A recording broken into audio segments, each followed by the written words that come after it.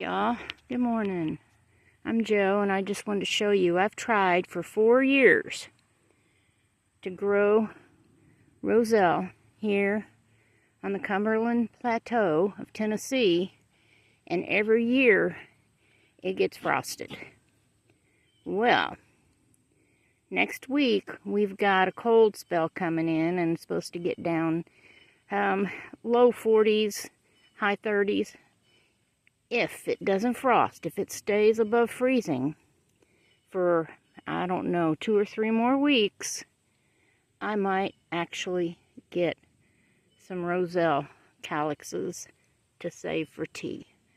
Like I said, I've been trying to grow this mess for, well, actually this is the 4th year that I've tried to grow it.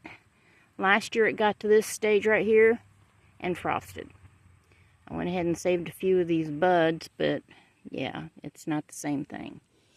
I have another little patch of green beans that I planted. They planted them late, but as you can see, they're blooming, so don't know if I'll get enough, we'll have enough time for it to go ahead and turn into beans or not.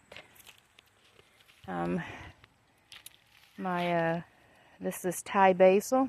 I have 2 of these bad boys, and they've done awesome. I replanted. I have multiplying onions.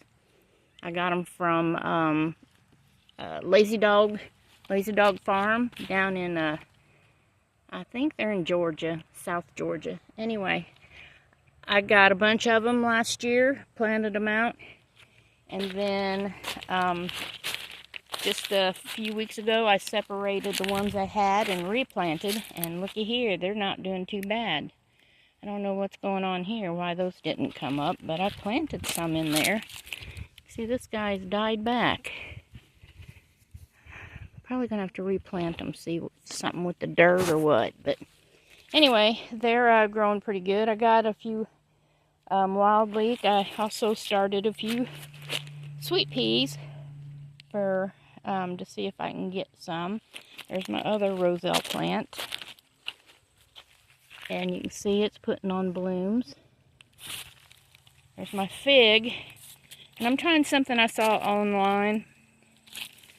I don't know if you can see it or not, but I laid down these long limbs and put a log on them. And then, because I'm not sure if this thing will make it through the winter, it didn't put on any figs. Oh my God. Oh, looky. I got a fig.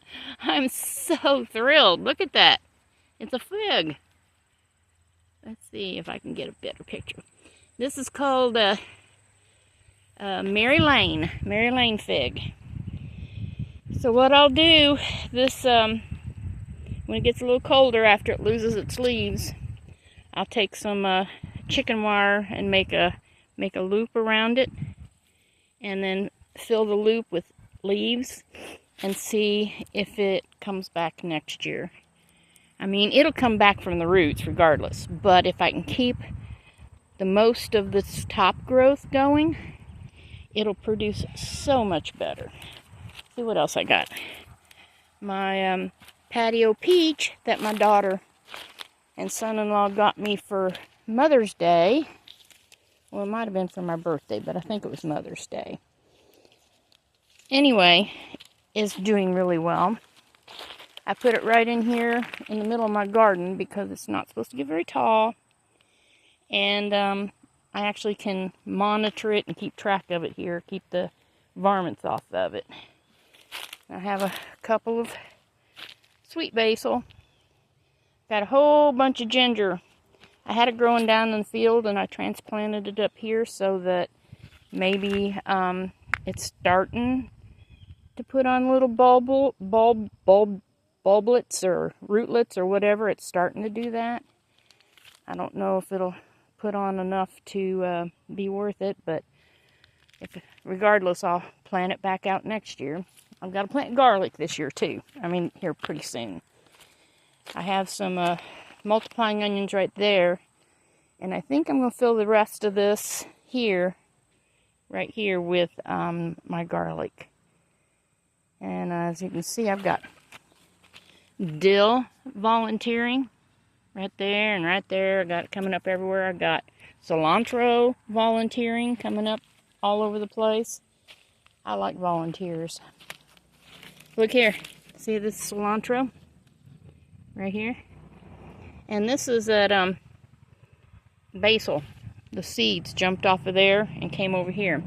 And then this is lettuce that volunteered. It's coming up on its own. So, yeah, I like volunteers. I really like volunteers.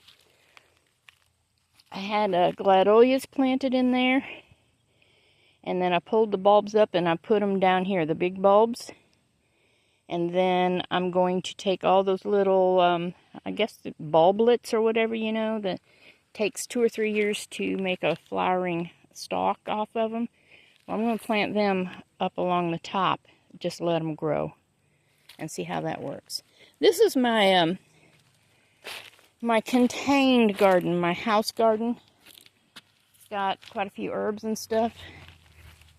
And I had to put chicken wire around it to keep the birds and the dogs and everybody out of it, rabbits and whatever. And it's the only one that I don't have varmints in here taken over. I have tried something else this year. Next year you'll find out. Oh, see here? Berries. You see the berries coming on? Well, what I did, I haven't gotten a very hardy crop of asparagus out of this patch. And I'm thinking it's because I let it go to seed. And I mean, it was covered in seed last year. So this year, I've not only fertilized in here, but I've been pulling all the seeds off. As soon as they come on, I've been pulling them off. I don't need to start more. They reseed really well. I mean, you can get you a big patch of asparagus just by replanting the seeds. This is what they look like when they're ripe, and I wanted to get that off before now.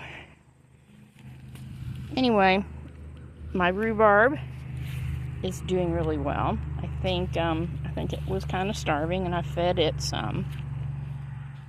Anyway, this is my new Tennessee home, and let me show you my ducks real quick, because you gotta see ducks. That's the that little guy right there, that rooster. He yeah, there we go. Yeah, he got himself out. He's slotted for freezer camp here real soon. And I just decided I wasn't going to go to the effort of putting him back up. Anyway, here's my ducks. I love these guys. Came out this morning and one of them had gotten its mouth. And I don't know how. Evidently trying to reach through for some reason.